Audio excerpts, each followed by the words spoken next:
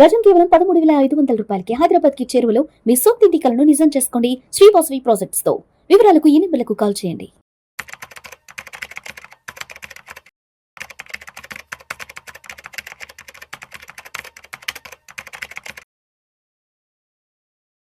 Sir Giribabu గారు నమస్తే sir. నమస్తే అండి. Welcome to Vishnu talks. Hello sir, Giribabu గారు గత నెల రోజుల నుంచి రూపాయికి సంబంధించిన వార్తలు, అంటే రూపాయి మారకపు విలువకు సంబంధించిన వార్తలు చాలా ఎక్కువగా కూడా చూస్తున్నాము. డాలర్ విపరీతంగా పెరుగుతోంది, రూపాయి మారకం విలువ బాగా తగ్గుతోందంటూ కూడా మనం చాలా ప్రత్యక్షంగా వార్తలు చూస్తున్నాం. అదేవిధంగా ఇండియన్ స్టాక్ మార్కెట్స్ కూడా భారీ పతనాలు కావడానికి కారణం ఈ రూపాయి విలువ పడిపోవడం అంటూ కూడా మనం వింటున్నాం. ఏంటి అసలు ఈ రూపాయి కథ? అదేవిధంగా ఇప్పుడు ఈ రూపాయి పడిపోతుంది కదా, మరి పడిపోతున్న రూపాయిని లేపడానికి మరి రిజర్వ్ బ్యాంక్ ముందుకొచ్చి ఏదైనా చర్యలు తీసుకోవచ్చు కదా, ఈ రూపాయిని నిలబెట్టడానికి, స్ట్రాంగ్ చేయడానికి? గుడ్ క్వశ్చన్ అండి. నార్మల్గా ఏదైనా ఒక వస్తువు ధర పెరగాలన్నా తగ్గాలన్నా అంటే ప్రైస్ డిటర్మైన్ చేసే కారకాలు రెండు ఉంటాయి. ఒకటి సప్లై, రెండు demand. So demand, supply are the two components which determine the price. అంటే ఇప్పుడు మన డాలర్ ప్రైస్ ఎంత ఉండాలి అనేది డిటర్మైన్ చేసేది డాలర్ సప్లై, డాలర్ డిమాండ్. ఇక్కడ ఏమైందంటే లాస్ట్ 1 yearలో పర్టికులర్గా మీరు కనుక ఈ డాలర్ వర్సెస్ రూపీ చూస్తే 1947లో ₹3.30 ఉండేది. ₹3.30 నుంచి నెమ్మదిగా క్షీణిస్తూ 2014 వరకు ఆల్మోస్ట్ ఒక ₹60 వరకు వచ్చింది. అండ్ తర్వాత దానికి ముందు 1991లో ఇండియా కావాలనే మన ప్రభుత్వము రూపీని డివాల్యుయేట్ చేసుకున్నాం. డివాల్యుయేట్ చేసుకోవడం అంటే అప్పుడు ఎంత ఉండే, దగ్గర ఒక ₹16 ఉండే. 1991 అరౌండ్ ఏప్రిల్, మే, జూన్ ఆ టైంలో రెండు దఫాలుగా, అంటే గ్యాప్ ఆఫ్ 2-3 days లోపల ఒకసారి 11%, ఒకసారి 9% మన రూపీ డిప్రిషియేట్ చేసుకోగానే సడన్ గా అప్పటి వరకు ₹16 ఉన్న రూపీ కాస్త ₹20 వరకు టచ్ అయిపోయింది. అప్పుడు అంటే ఎందుకు డిప్రిషియేట్ చేసుకున్నాం అంటే ఇండియా దగ్గర ఫారెన్ రిజర్వ్స్ ఓన్లీ వారం రోజు సరిపడా మాత్రమే ఉన్నాయి. మన దగ్గర ఇంకా ఈ ఫారెన్ డాలర్స్ అంటే పర్టికులర్ USD లేవు ఇండియా దగ్గర. అవి తీసుకోవాలి అంటే ఏం చేయాలి, మనము ఎక్స్పోర్ట్ చేయాలి, పెంచాలి. ఎక్స్పోర్ట్ పెంచితే ఆటోమేటిక్గా మన అన్ని కూడా వస్తువులు డాలర్ పరిభాషలో వాళ్ళు కొనుక్కుంటే మనకు డాలర్స్ వస్తే మన వస్తువులు అమ్ముకుంటాం. మన వస్తువులు అమ్మాలి అంటే ఏం కావాలి, మన ధర తక్కువ ఉండాలి కదా. ఒక 3-4 షాపుల వాళ్ళు అమ్ముతుంటే ఎవరి ధర తక్కువ ఉంటే వాళ్ళ దగ్గర ఉంటారు కదా. కనుక ప్రపంచ విపణిలో మన వస్తువులు తొందరగా అమ్ముడుపోవాలి అంటే మన డాలర్ టర్మ్స్ లో ఇది లో ప్రైస్ లో ఉండాలి అని చెప్పేసి ఏం చేశారు మన వాళ్ళు 1991లో ఇండియన్ ఎకానమీని బలోపేతం చేయడం కోసం కావాలని తగ్గించి రూపీ అప్పట్లో కొత్త ఆర్థిక సంస్కరణలు తీసుకొచ్చారు కదా ఆ టైంలో. నరసింహారావు గారు, మన్మోహన్ సింగ్ గారు, ఇండియా ఫైనాన్షియల్ హిస్టరీలో ఎప్పుడు కూడా 1991లో చూసినంత అనిశ్చితి ఇంకెప్పుడు చూడలేదు. అప్పుడు ఈ పారిశ్రామిక విప్లవం అంతా కూడా స్టార్ట్ అయింది అక్కడ నుంచే స్టార్ట్ అయింది. అందుకే ఇండియా గ్రోత్ స్టోరీ అని చెప్పాలి అంటే బిఫోర్ 1991 ఇండియా, ఆఫ్టర్ 1991 చెప్పొచ్చు. దాని తర్వాత సెకండ్ గేర్ వచ్చేసి మీకు 2020 పోస్ట్ కోవిడ్, ప్రీ కోవిడ్ అని చెప్పొచ్చు. కనుక అసలు ఆర్థిక సంస్కరణలకి ఇండియా ఈ రోజు ఇలా ఉంది అంటే కారణం అన్నిటికీ నాంది పునాది 1991లో పడింది.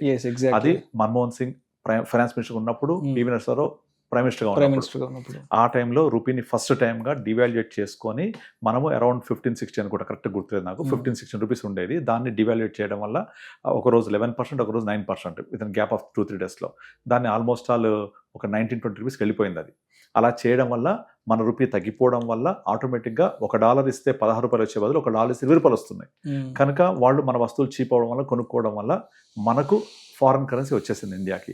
అలా అప్పుడు స్టార్ట్ అయిన ఆ జర్నీ రీసెంట్ టర్మ్స్లో మన లైఫ్ టైమ్ హిస్టరీలోనే highest value of reserves, foreign reserves in terms of dollar India achieve చేయగలిగింది. అంటే ఆ మొదలుపెట్టిన ప్రయాణం ఏదైతుందో అక్కడి నుంచి తీసుకొచ్చింది ఇక్కడికి. కానీ ఈ లోపల ఏమైంది, ₹20 ఉండే అప్పుడు, అక్కడ నుంచి ఈరోజు ₹91 వచ్చేసింది. 91 highest life time high price లాగా చెప్పవచ్చు మనం దీన్ని. అయితే ఈ జర్నీలో మనం ఎంత రూపీని నష్టపోయామంటే ఆల్మోస్ట్ ₹20 నుంచి ₹80, ₹90 వచ్చేసింది. అంటే మోర్ దెన్ 4 times అనమాట అది. సో ఇలా అవ్వడానికి కారణం ఏంటి, మళ్ళీ ఈ జర్నీలో మీకు ఆల్మోస్ట్ ఆల్ 1998, 2004, 5, 6 అట్లా ఒక 5-6 సంవత్సరాల పాటు చాలా స్టేబుల్గా ఉండి నెమ్మది కదిలేది. మనం సంవత్సరం మొత్తం చూస్తే రూపీ పతనం 2%, 3%, మ్యాక్స్ 4% ఉండేది. ఎప్పుడు ఇంత ఫాస్ట్ ఫాల్ చూడలే మనం అసలు. మనము 2014లో 60 ఉంది, ఇవాళ 90, అంటే 50% పతనమైంది వితిన్ 10 yearsలో. ఆ 50%లో కూడా దగ్గర లాస్ట్ 1 yearలోనే హైయెస్ట్ ఫాల్ పడడం జరిగింది. అయితే మెయిన్గా ఈ 1.5 year 2 yearsలో జరగడానికి కారణం ఏంటంటే ఇంటర్నేషనల్ అనిశ్చితి ఉండడం. ఈ ట్రంప్ వచ్చిన తర్వాత ఇండియాకి వాణిజ్య ఒప్పందాలు కుదరలేదు. వాళ్ళు ఒక టారిఫ్ వేస్తారన్నారు, ఇండియా యాక్సెప్ట్ చేయలేదు. తర్వాత టారిఫ్స్ ఇంక్రీజ్ చేశారు, మళ్ళీ తూచి ఇలా కాదు ఇలా అని చెప్పి మార్చడము, ఇవన్నీ చేస్తుండడం వల్ల అంతర్జాతీయంగా అనిశ్చితి బాగా పెరిగిపోయింది. పెరిగిపోవడంతో డాలర్ డిమాండ్ విపరీతంగా పెరిగిపోయింది. అప్పుడు డాలర్ డిమాండ్ పెరిగిపోతే ఏమవుతుంది, సప్లై కాన్స్టెంట్ కదా, సప్లై ఎక్కువ లేదు కదా, బికాజ్ మన ఎక్స్పోర్ట్స్ అనేవి వెళ్ళట్లేదు.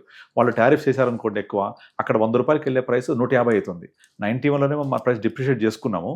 ఇప్పుడేమో వాళ్ళు టారిఫ్ ఇంక్రీజ్ చేయడం వల్ల 100 రూపాయలకి ఇక్కడ నుంచి తీసుకెళ్తే అక్కడ 150 అవుతుంది. టారిఫ్ కట్టాలి కదా, ట్యాక్సెస్ కట్టాలి ఎక్కువ. అందువల్ల మన వస్తువులు ఎవరు ఇంపోర్ట్ చేసుకోరు, ఎందుకంటే నార్మల్గా వచ్చేసే ప్రైస్ కంటే టారిఫ్ ఎక్స్ట్రా చేయడం వల్ల కూడా మన అన్ని ఇంపోర్ట్ చేసినప్పుడు కాస్ట్లీ అయిపోతాయి. మనకి కాస్ట్లీ అవుతాయి ఇంపోర్ట్స్, వాళ్లకు కాస్ట్లీ అయిన ఇంపోర్ట్స్ వాళ్ళు చేసుకోరు. మనకు ఎప్పుడు ఎక్స్పోర్ట్స్ చీప్ ఉండాలి, వాళ్ళకు మనం ఎక్స్పోర్ట్ ఈజీగా చేయాలి, వాళ్ళు ఇంపోర్ట్ చేసుకోవాలి. ఈ బ్యాలెన్స్ అంతా తప్పిపోయింది. మన ఇంపోర్ట్స్ బ్యాలెన్స్ తప్పిపోయింది. దాంతో ఒకేసారి విపరీతంగా డిమాండ్ ఫర్ డాలర్ ఇంక్రీజ్ అయిపోయింది. ఎప్పుడైతే డిమాండ్ ఫర్ డాలర్ ఇంక్రీజ్ అయిందో ఆటోమేటిక్గా ప్రైస్ అనేది డిప్రిషియేట్ అయిపోతూ ఉంటుంది. ఈ లోపల ఇలా జరిగినప్పుడల్లా జనరల్గా ఏమవుతుందంటే ఆర్బీఐ ఎంటర్ అయిపోయి డాలర్స్ కొన్ని సప్లై రిలీజ్ చేస్తూ ఉంటుంది అనమాట. అంటే సప్లైని కంట్రోల్ చేస్తూ ఈ ప్రైస్ ఫ్లక్చుయేట్ అవ్వకుండా చూస్తూ ఉంటుంది. బట్ ఈ మధ్య కాలంలో అసలు ఎంటర్ అవ్వట్టే ఆర్బీఐ. ఎందుకు అంటే దీని అంతటికి మెయిన్ కారణం ఏంటి, ఇండియా నుంచి ఎఫ్ఐఐస్ సెల్ చేస్తూ వెళ్ళడం, ఫారెన్ పోర్ట్ఫోలియో ఇన్వెస్టర్స్ ఎఫ్పిఐ అంటారు, ఎఫ్పిఐస్ సెల్ చేస్తూ వెళ్ళిపోవడం. కారణం ఏంటి అంటే వాళ్ళు ఇప్పుడు కనుక సెల్ చేస్తే వాళ్ళకు రూపీ వీక్ అయింది కదా, వాళ్ళకు హైయెస్ట్ ప్రైస్లో వస్తారు, వాళ్ళకు బెనిఫిట్, వాళ్ళకు తీసుకెళ్లే వాళ్ళకు. సో వాళ్ళకి ఆ బెనిఫిట్ ఉంది కాబట్టి ఇక్కడ నుంచి ప్రాఫిట్ బుక్ చేసుకుంటూ వెళ్ళిపోతున్నారు. ఒకటి, మన మార్కెట్స్ బాగా పెరిగాయి. 2, రూపీ వీక్ అవ్వడం వల్ల డబుల్ బెనిఫిట్ అవుతుంది వాళ్ళకు. సో ఆబ్వియస్లీ ఎవరైనా ఇన్వెస్ట్ చేసిన వాళ్ళు ప్రాఫిట్ బుక్ చేయడానికి ట్రై చేస్తూ ఉంటారు. అలా ప్రాఫిట్ బుక్ చేసుకోవడానికి ట్రై చేసే క్రమంలో మన దగ్గర నుంచి ఎఫ్ఐఎస్ ఎక్కువ ఎగ్జిట్ అయిపోతూ ఉంటే ఆటోమేటిక్గా రూపీ ఇంకా వీక్ అవుతూ ఉంటుంది. అంటే పడుతున్న తాటికాయ మీద ఏదో సామెత ఉంది కదా, ఆ విధంగా మూలిగ నక్క మీద తాటికాయ పడ్డట్టు ఆటోమేటిక్గా ఈ రూపీ వీక్ అవడం ఒకటైతే, ఈ టారిఫ్స్ వీటి వల్ల వీళ్ళు ఎఫ్ఐఎస్ అమ్ముతూ ఎఫ్పిఎస్ ఇంకా అమ్మేస్తూ ఉండడం వల్ల వాళ్ళ ప్రైస్ అప్రిషియేషన్ వాళ్ళకు వస్తుంది, మనం నష్టపోతున్నాం. అందువల్ల with in short span of టైంలో 86, 87 అలా ఉండింది. ఒక 1 year బ్యాక్ 86 అట్లా ఉండేది. ఇమీడియట్లీ 90 వరకు షూటప్ అయింది. ఎక్కడ ఆగుద్దో తెలియదు ఈ పరిస్థితి. ఇంకా 90 క్రాస్ అయింది, 91కి వెళ్ళిపోయింది, 92 పోతుందా. మన ఆర్బీఐ అయితే ఇప్పటివరకు ఎంటర్ అవ్వట్లేదు. అయితే రీసెంట్గా నిర్మలా సీతారామన్ గారు పార్లమెంట్ చెప్తూ కూడా ప్రపంచంలో ఉన్న హైయెస్ట్ జీడిపి గ్రోత్ రేట్ ఎవరిదయా అంటే ఇండియాది, 7.2+ ఉంది మనది. అండ్ హైయెస్ట్ గ్రోత్ ప్రాస్పెక్ట్స్ ఎవరికి ఉన్నాయి వరల్డ్లో అంటే ఇండియాది. ఇంత పాజిటివ్ ప్రాస్పెక్ట్స్ ఉండి ఇంత జీడిపి గ్రోత్ రేట్ చూపిస్తున్నప్పటికీ ఆ రూపీ వీక్ అవుతుందంటే ఇండియా వల్ల కాదు, అది ప్రాబ్లమ్స్ అన్నీ కూడా ఇంటర్నేషనల్ ఇష్యూస్ అవన్నీ కూడా. ఎప్పుడైతే ఈ అంతర్జాతీయ అనిశ్చితులు కొంచెం సద్దుమణుగుతాయో, ఎప్పుడైతే అంతర్జాతీయంగా ఈ ట్రంప్ వేస్తున్న టారిఫ్స్ మిగతా ఈ పనులు ఆగుతాయో, అప్పుడు ఎప్పుడైతే వరల్డ్ వైడ్గా కొంచెం స్టెబిలిటీ వస్తుందో ఆటోమేటిక్గా డాలర్ ప్రైస్ అనేది కొంచెం స్టెబిలైజ్ అవుతుంది, కొంచెం డాలర్ కిందికి రావచ్చి రూపీ స్ట్రెంగ్త్ అవ్వడానికి ఛాన్స్ దొరుకుతుంది. ఈ రూపీ వీక్ అవడం ఇంకొక విధంగా కూడా మనకి ఇంకో నెగిటివ్ చూపిస్తుంది. ఏంటంటే గోల్డ్ ప్రైస్. మనం గోల్డ్ని ఏ విధంగా క్యాలిక్యులేట్ చేస్తాము, ఔన్స్లో డాలర్ టర్మ్స్లో క్యాలిక్యులేట్ చేస్తాం. ఈ ఔన్స్లో డాలర్ టర్మ్స్లో క్యాలిక్యులేట్ చేసినప్పుడు రూపీ వీక్ అవ్వడం అనేది మనం డాలర్ టర్మ్స్లో క్యాలిక్యులేట్ చేస్తే అక్కడ గోల్డ్ పెరిగిన దానికంటే ఇది ఇంకొంచెం ఎక్స్ట్రా ఆజ్యం పోసి గోల్డ్ షూటప్ అవ్వడానికి చాలా స్కోప్ అవుతుంది అనమాట. గోల్డ్ కానీ సిల్వర్ కానీ రెండిదే పరిస్థితి. అదే అలా కాకుండా ఓన్లీ రూపీస్ టర్మ్స్లో కనుక క్యాలిక్యులేట్ చేస్తే ఇలా ఉండేది కాదు.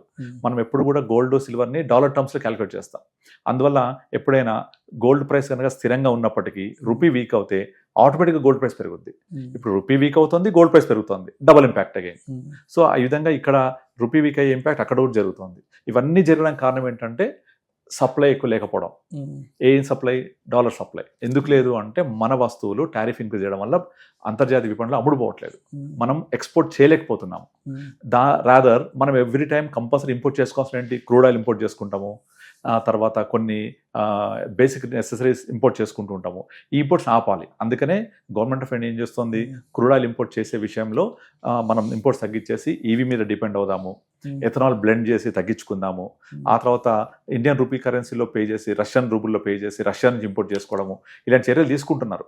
తీసుకుంటున్నారు కాబట్టి ఈ మాత్రం 91 దగ్గర ఉంది. లేదా ఓన్లీ మనం డాలర్ మీద డిపెండ్ అయ్యి ఉంటే ఇంకా విపరీతంగా ఉండేది. అలా చర్యలు తీసుకుంటూ ఉన్నప్పటికీ మెయిన్గా స్టాక్ మార్కెట్ నుంచి ఎఫ్ఐఎస్ వెళ్ళిపోవడం, ఎఫ్ఐఎస్ వెళ్ళిపోవడం కూడా బాగా ఇంపాక్ట్ అవుతుంది. బాగా అలా impact. ఎఫ్ఐఎస్ వెళ్ళిపోవడానికి ఎక్కువ ఏం చేస్తారు వాళ్ళు, వాళ్ళ ఇండియా షేర్స్ అమ్మేసి డాలర్స్ కమ్యూనిటీస్ తీసుకెళ్ళిపోతారు కదా. ఎగ్జాక్ట్లీ. డాలర్ కమ్యూనిటీస్ తీసుకుపోయినప్పుడు ఆటోమేటిక్ గా మన సప్లైస్ కాన్స్టెంట్ ఉన్నాయి కదా, పెరగట్లేదు, ఇంకా డిమాండ్ పెరిగిపోతుంది డాలర్స్ కి. సో వాళ్ళందరూ డాలర్ టర్మ్స్ లో క్యారీ ఫార్వర్డ్ చేస్తే డిమాండ్ షూటప్ అవుతూ ఉంటుంది, సో రూపీ వీక్ అవుతూ ఉంటుంది. ఇవేంటంటే రిపుల్ ఎఫెక్ట్ లాగా ఒకటి ఎఫెక్ట్ అవుతూ ఉంటాయి. ఎఫ్ఐఎస్ అమ్మడం, ఫారెన్ పోర్ట్ఫోలియో ఇన్వెస్టర్స్ వెళ్ళిపోవడము, తర్వాత ఎప్పుడైతే ఇంటర్నేషనల్ అనిశ్చితి ఉన్నప్పుడు వాళ్ళ యొక్క పెట్టుబడులు గోల్డ్లోకి మోగుతూ ఉంటాయి, గోల్డ్ పెరిగిపోవడము, ఆ పెరిగిపోవడం వల్ల డాలర్ టర్మ్స్లో ఉన్న మన ఇవి కూడా వీక్ అవ్వడము, ఇవన్నీ one by one ripple effect అయిపోయి ఓవరాల్గా రూపీ ఇప్పుడు 91కి వచ్చేసింది. సో ఇవన్నీ ఆగాలి, రూపీ స్ట్రెంత్ అవ్వాలి అంటే ఫస్ట్ అండ్ ఫార్మోస్ట్ మనం చేయాల్సింది ఏంటంటే ఎక్స్పోర్ట్స్ ఇంక్రీజ్ చేయాలి. ఎక్స్పోర్ట్స్ ఇంక్రీజ్ చేయాలంటే వాళ్ళకి టారిఫ్స్ వేయకూడదు, కొంచెం తగ్గించాలి ఆర్ స్టేబుల్ చేయాలి అంటే ఇండియాకి యుఎస్కి వాణిజ్య ఒప్పందం జరగాలి. అది జరగగానే ఆటోమేటిక్గా మీకు డాలర్ స్టెబిలైజ్ అయిపోతుంది. మన ఎక్స్పోర్ట్స్ పెరిగాయి అనుకోండి, ఆటోమేటిక్గా డాలర్ సప్లై పెరుగుద్ది ఇండియాకి. డాలర్ సప్లై పెరిగితే డిమాండ్ ఫర్ డాలర్ తగ్గుద్ది, డిమాండ్ ఫర్ డాలర్ తగ్గితే ఆటోమేటిక్గా రూపీ స్టెబిలైజ్ అయిపోద్ది.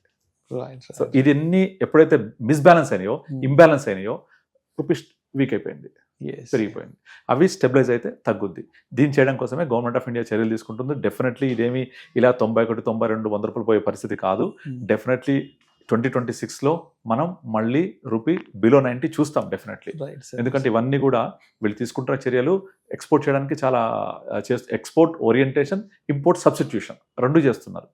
సో ఇంపోర్ట్ సబ్స్టిట్యూట్ చేయడం వల్ల తగ్గుతుంది, ఎక్స్పోర్ట్ ఎంకరేజ్ చేయడం వల్ల పెరుగుతుంది. సో అవన్నీ కూడా మనకు పాజిటివ్ ఎఫెక్ట్ అవుతాయి. అయినప్పుడు రూపీ మీద స్ట్రెంత్ పెరిగి డాలర్ డిమాండ్ తగ్గి మనం లెస్ దెన్ 90 కూడా చూస్తాం ఖచ్చితంగా 2026లో. Right sir. Yeah.